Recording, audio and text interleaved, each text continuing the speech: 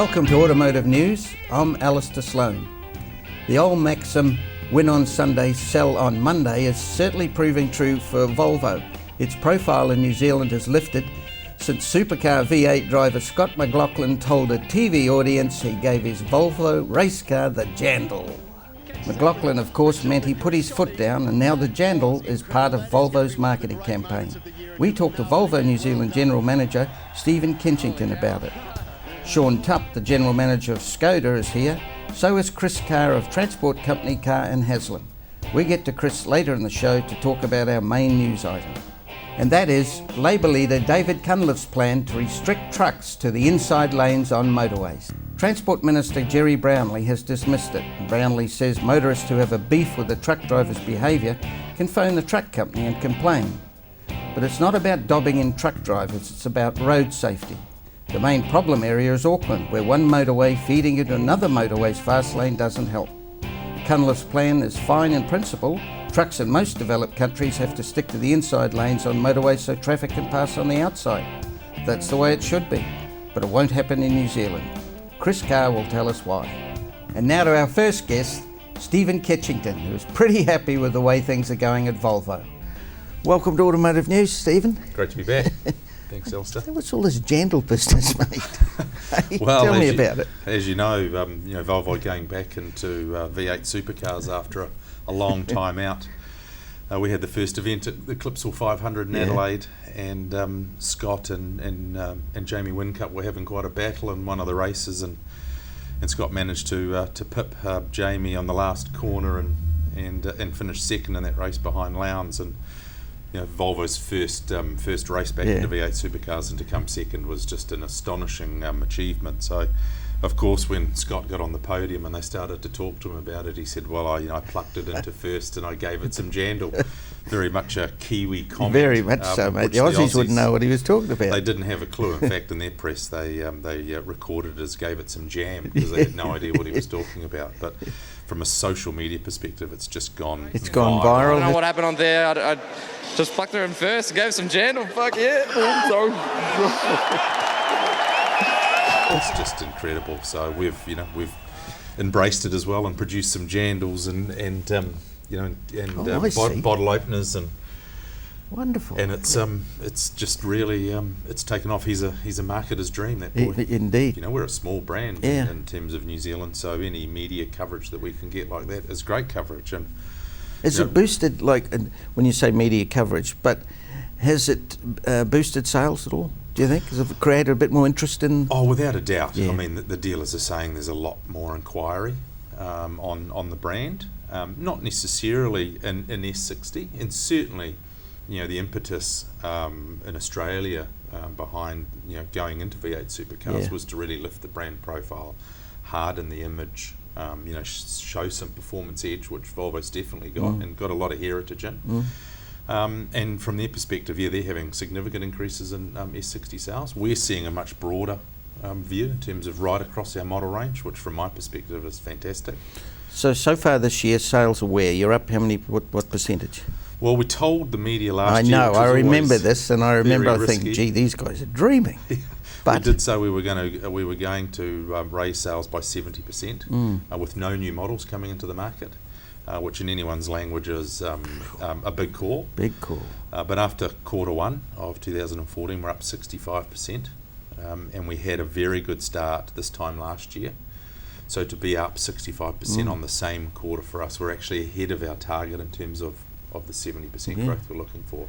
And certainly V8 supercars has had an impact in terms of creating some awareness and some consideration around the brand, so we're absolutely delighted. So there you go. I've worn some of the merchandise to promote the brand today. All right, what model lines are moving? Is the smaller 40s, the 60s? Yeah, well, 40's always been a good seller for us since its introduction 18 months ago, and so that continues to go well. We've definitely noticed an increased inquiry on S60 and V60. XC60 is up 220% on the same time last year. So our SUV, strangely, has really rocketed in terms of volume. XC70, we've done 3 times as many XC70s in Q1 than we did all of last year. Okay. Now, So- volume's never been huge, obviously, but No. but the increases are certainly significant. Oh, without a doubt.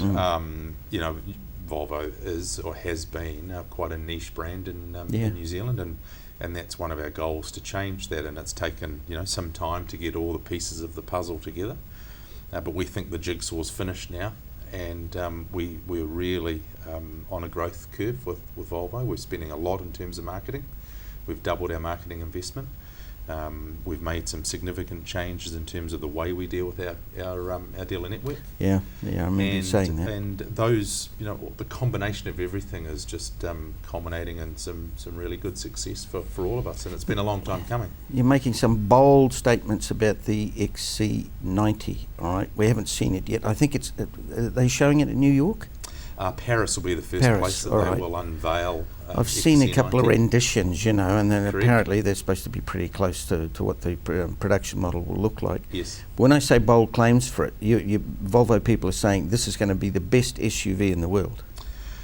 It is bold. That's a biggie. It is bold, and of course, when original XC90 came out, there was, you know, it hit the market by storm. It was really the first SUV 7-seater of its type. It's probably got the best interior of... Correct. And that's just not the 90, the 60, the interior of the 60 is Superb. fabulous. Correct, and I think that really goes across a lot of the range, really, Alastair. So, I mean, XC90 from a global perspective, they want to make sure they get it right, and hence there has been delays.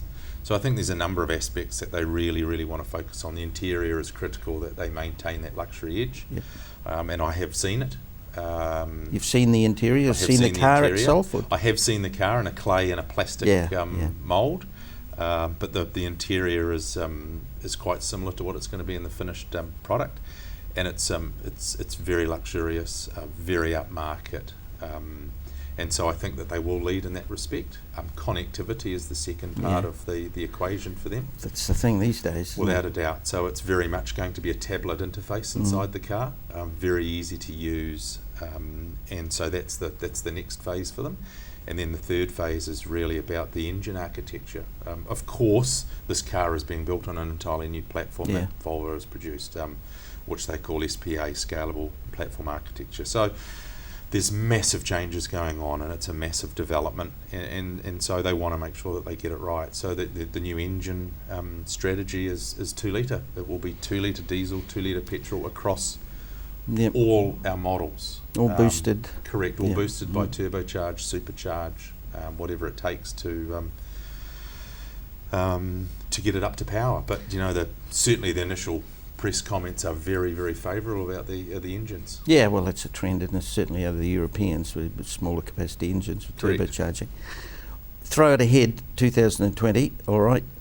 Volvo wants no fatalities to be recorded against its vehicles worldwide. They're going to do that, all right? I mean, you're talking about radar and all sorts of things, aren't you? Oh, look, if I think there's one brand in the world that can make a claim like that, it's Volvo. I think they've delivered in every other way. Pretty good track record on safety. They've got an extremely good track record. You know, they're really making some groundbreaking moves in terms of technology, whether it be autonomous driving, whether it be car-to-car communications. So I think it could be before 2020, because I think they are a long way ahead of the competition in terms of wanting to. But of course they want our cars to talk to other products as well. So this is not about just saving Volvo and its lives. This is about saving the lives of everyone on the road. And I think if you look at the 3-point seatbelt that Volvo introduced and never patented because they wanted everyone to have it. That's the type of brand that Volvo is. It's been the cornerstone for years, isn't it? It's Safety. about saving lives, no matter who they are. So, Mate, best of. Thank you. Lovely having you on. Yeah, good to be here. Cheers.